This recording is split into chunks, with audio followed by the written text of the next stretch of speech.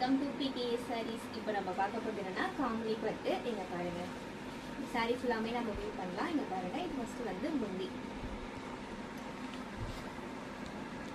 பார்க்கவே அழகாக இருக்குல்ல, முந்தி செம்மையாக இருக்குல்ல.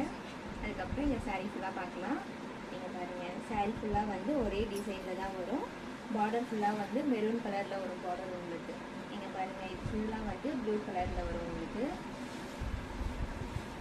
இதில் பார்த்தீங்களா, டிசைன்ஸ்லாம் வந்து எவ்வளோ அழகாக இருக்குன்னு சொல்லிட்டு சர்க்கிள் இருக்குது, ஹார்ட்டின் இருக்குது. இங்கே பாருங்கள், எல்லாமே வந்து செம்மையாக இருக்குது.